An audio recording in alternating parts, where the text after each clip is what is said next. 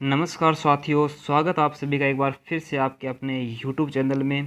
दोस्तों, आज हम चर्चा करने वाले हैं कक्षा 9 में जो उपचारात्मक शिक्षण कार्य पुस्तिका लागू की गई है, उसके अंदर कार्यपत्रक 1 से लेकर के 12 तक हमने कंप्लीट कर लिया, जिनको हमने पार्ट 1 और पार्ट 2 में डिवाइड किया है। अब हमें उसके बाद में आने वाले अभ्यास प्रश्नों के बारे में चर्चा करनी है, यानी कि आकलन पत्रक के बारे में आज हम चर्चा करने वाले हैं। आइए देखते हैं इनको ध्यान से, विस्तार से इनके बारे में चर्चा करते हैं। जो कि अपना सबसे पहले आपको बता दूं, ये जीवन की मूलभूत इकाई यानी कि कोशिका के बारे में चर्चा होने वाली है। पहला प्रश्न जो है, आपको इस तरीके से सही विकल्प का इसमें चयन करना है। आपको बताना है कि केवल पादप कोशिका में पाए जाने वाले कोशिकांग का नाम है। देखो, दो चीज़ें हैं जो केवल पादप कोशिका में पाई जाती हैं, एक तो हरित लवक और दूसरा है कोशिका भित्ति। कोशिका भित्ति जो होती है वो पादप कोशिका में ही पाई जाती हैं, और हरित लवक होता है ये भी पादप कोशिका में ही पाया जाता है। चलो, इसके अंदर आपको हरित लवक का ऑप्शन दिख रहा है, इसलिए आप ऑप्शन नंबर ब सेलेक्ट करके आगे चलेंगे क्वेश्चन नंबर 2 के अंदर। सजीवों के शरीर संगठन के स्तर का सही क्रम क्या होता है? देखो, इसमें आपको समझाऊं थोड़ा सा। आपकी सबसे छोटी इकाई होती है कोशिका। जब बहुत सारी कोशिकाएं मिलती हैं, एक जैसा काम करने वाली कोशिकाएं मिलती हैं, तब वो बनाती हैं ऊतक। ठीक है। और ये जो ऊतक होते हैं, एक जैसे ऊतक एक जगह पर आते हैं, तो वो बनाते हैं अंग को, और अंगों से मिलकर हमारा तंत्र बनता है, और तंत्र से मिलकर के हमारे पूरे शरीर का निर्माण होता है। तंत्र जैसे कि पाचन तंत्र के लिए अलग अलग प्रकार के अंग होंगे, वो अभी सभी अंग मिल करके हमारे पाचन तंत्र का निर्माण करेंगे। ठीक है। तो कोशिका, ऊतक, अंग, तंत्र और शरीर। तो अपना देखो ऑप्शन ये रहा, कोशिका के बाद में ऊतक, ऊतक से मिलकर अंग बनता है, अंग से मिलकर तंत्र बनता है, और उससे मिलकर शरीर बनता है। तो ऑप्शन नंबर ए अपना सही हो जाएगा। Option number A is the right answer of this question. Next question है, देखो, गुणसूत्र यानी क्रोमोसोम कहाँ पर पाए जाते हैं? सबको पता है, ये अपने केंद्रक के अंदर पाए जाते हैं। प्रोकैरियोटिक कोशिका वाले जीवों का युग्म है। प्रोकैरियोटिक मतलब जिसके अंदर कोशिका के सभी अंगक झिल्ली युक्त नहीं होते हैं। तो हाथी में होते हैं, मनुष्य में भी होते हैं, पक्षी में भी होते हैं। जीवाणु और नील हरित शैवाल ऐसे हैं जो प्रोकैरियोटिक कोशिका हैं। आगे वाले क्वेश्चन में आकार बदलने की क्षमता वाली सजीव कोशिका का उदाहरण है। एक तो अपने शरीर में श्वेत रक्त कणिका जो होती है वो अपना आकार बदल सकती है, और बी लिम्फोसाइट, टी लिम्फोसाइट ऐसी श्वेत रुधिर कोशिकाएं बनाती हैं। आपको बता दें कि ये श्वेत रुधिर कोशिकाएं ही होती हैं जो बाहर से आने वाले वायरस से लड़ती हैं। जैसे मान लो बाहर से कोई वायरस आ गया, कोरोना आ गया, तो उससे लड़ने के लिए अपना आकार बदल के जाएंगी, और ऐसा आकार बना करके जाएंगी जो इस वायरस को ख़त्म कर सके। इसका मतलब श्वेत रक्त कोशिकाएं हैं वो अपना आकार बदल सकती हैं। नेक्स्ट क्वेश्चन है, अमीबा की कोशिका में निम्न में से कौन सी क्रिया संपन्न होती है?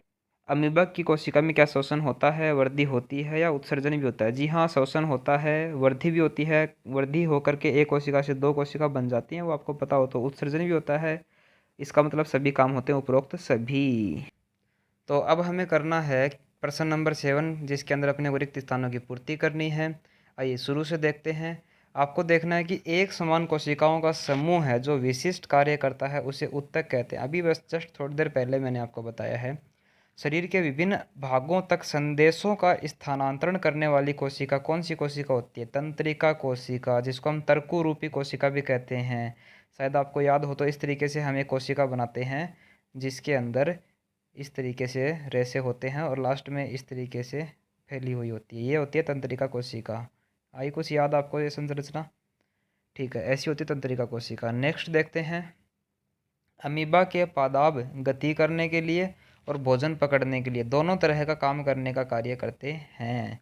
कोशिका की खोज करी थी, सबको पता है, रॉबर्ट हुक ने। हमने जो कार्यपत्रक 1 से लेकर के 5 तक का वीडियो डाला था, पहला पार्ट, उसके अंदर ये बात साफ साफ है कि रॉबर्ट हुक ने कोशिका की खोज करी थी 1665 में, 1665 के अंदर।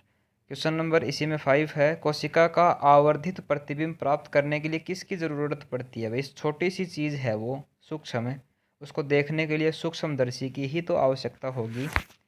नेक्स्ट है, कोशिका को आकार प्रदान करने वाला कोशिकांग कौन सा होता है? कोशिका झिल्ली ही तो होती है जो उसके चारों तरफ होती है, जो उसको एक निश्चित आकार प्रदान करती है। उस झिल्ली के कारण ही हम उसका आकार बता पाते हैं कि यह गोल है, या फिर तर्कु रूपी है, या फिर शंकु रूपी जैसी भी है। तो उसी की कोशिका झिल्ली की वजह से है। प्रश्न नंबर 8 देखो, निम्न वक्तव्य को सत्य या फिर असत्य में बांटिए। सही क्या आगे हम टिक लगा देंगे या फिर गलत क्या आगे क्रॉस लगा देंगे। पहला प्रश्न है एक कोशिकीय जीव में एक ही कोशिका होती है। बात तो सही है। पेशी कोशिका जो होती है वो शाखान्वित होती है कि ना ना, शाखान्वित कौन सी होती है फिर, वही तंत्रिका कोशिका। किसी जीव की मूल संरचना अंग है क्या, ना, मूल संरचना तो कोशिका है भाई साहब।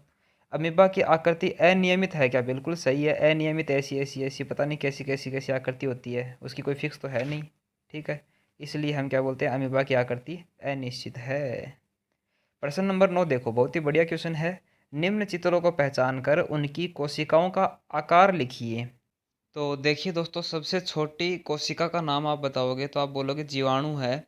और साथ ही अगर आपसे कोई ये पूछे कि उस कोशिका का आकार और बता दो तो आप बोलोगे 0.1 से लेके 0.5 माइक्रोमीटर होता है। यहाँ पर थोड़ी सी आप इसको सही तरीके से लिखना चाहें तो ऐसे लिखते हो 0.1 से लेकर के 0.5 माइक्रोमीटर, इस तरीके से लिखते हैं माइक्रोमीटर, ठीक है, ठीक है। और शुतुरमुर्ग का अंडा बहुत बड़ा होता है जिसकी साइज होती है वो देखिए 170, इसको हम बोलेंगे मिलीमीटर, को हम लिख रहे हैं मिलीमीटर, ठीक है। तो यहाँ पर थोड़ा सा आप करेक्शन करोगे, जो दिख रहा है इसकी जगह आप इस तरीके से कर लेना माइक्रोमीटर, ठीक है। और यहाँ पर आप दोनों ही जगह पे क्या करोगे, मिलीमीटर और यहाँ पर माइक्रोमीटर, ठीक है। इसके अलावा आगे आपको नेक्स्ट क्वेश्चन इसी के ऊपर पूछा गया है कि प्रकृति में आकार के अनुसार सबसे छोटी कोशिका और सबसे बड़ी कोशिका के बारे में बताइए, जानकारी देनी है। तो सेम टू सेम यही बात लिख दोगे कि प्रकृति में सबसे छोटी कोशिका जीवाणु होती है जिसकी साइज 0.1 से लेकर के 0.5 माइक्रोमीटर होती है। जबकि यहाँ पर दूसरी लाइन में लिख दोगे जबकि शुतुरमुर्ग का अंडा सबसे बड़ी कोशिका होता है जिसकी साइज 170 से मिलीमीटर से लेकर के 130 मिलीमीटर तक होती है। तो चलो दोस्तों, क्वेश्चन नंबर 11 हम कंप्लीट कर लेते हैं। देखो इसमें है क्या, आसान सा प्रश्न है। सबसे पहले आपको एक वर्ग पहेली दी हुई है, इसको ध्यान से देखो नीचे की तरफ। इसमें खड़े स्तंभ भी हैं और ऊर्ध्वाधर लाइनों में बॉक्स इस तरीके से भी है। इसमें आपको भरना क्या होता है, बाएं से दाएं की ओर। जैसे कि ये नीचे 4 नंबर है, इसमें 1 2 3 बॉक्स है यहाँ पर, इसको बाएं से दाएं की ओर भरना होता है, सबको पता है। और ये ऊपर नंबर 2 जो आपको दिख रहा है, इसको हम ऊपर से नीचे की ओर भरेंगे। समझ गए होंगे आप बात। बाएं से दाएं की ओर हमें को नंबर 4, नंबर 3 और नंबर 1, ये 3 भरने हैं। 1 नंबर यहीं पे है, नंबर 3 यहाँ पे है और 4 नंबर नीचे है। कोशिका द्रव्य के यह कोशिका द्रव्य से एक झिल्ली द्वारा अलग होता है। कौन होता है कोशिका द्रव्य से एक झिल्ली द्वारा अलग, वो होता है केंद्रक अपना, ठीक है। तो इसलिए हम ऑप्शन नंबर जो 4 है वहाँ पर लिख देंगे केंद्रक। आ गई बात समझ में आपको। उसके बाद में हमें देखना है कोशिका द्रव्य के बीच जो रिक्त स्थान होता है उसको क्या कहते हैं, सबको पता है, रिक्त स्थान को हम रिक्तिका कहते हैं। सजीवों की मूलभूत संरचनात्मक इकाई को हम क्या कहते हैं, कोशिका कहते हैं। इसके बाद में यह प्रकाश संश्लेषण के लिए आवश्यक होता है। पौधों की कोशिका में होता है ऐसी चीज़, और ऐसी चीज़ कौन सी होती है जो प्रकाश संश्लेषण के लिए आवश्यक होती है, सबको पता है, वो चीज़ है हरित लवक। और कोशिका झिल्ली और केंद्रक झिल्ली के बीच का पदार्थ जो होता है उसको हम कोशिका द्रव्य कहते हैं। आपको पता है, देखो इस तरीके से एक कोशिका होती है, मान लो इसके बीच में केंद्रक होता है और उसके चारों तरफ ये जो झिल्ली है केंद्रक झिल्ली और सीधा कोशिका झिल्ली के बीच में जो पदार्थ भरा रहता है यहाँ पर, उसको हम क्या कहते हैं, कोशिका द्रव्य तो कहते हैं, ठीक है। आ गई होगी बात समझ में। इस तरीके से हमने आकलन पत्रक 1 जो है वो हमने कंप्लीट कर लिया है। आगे हम शेष जो बचे हुए कार्यपत्रक और आकलन पत्रक है उनको भी जल्द कंप्लीट करने वाले हैं। आगे की वीडियो देखने के लिए हमारे चैनल से आप जुड़ सकते हो।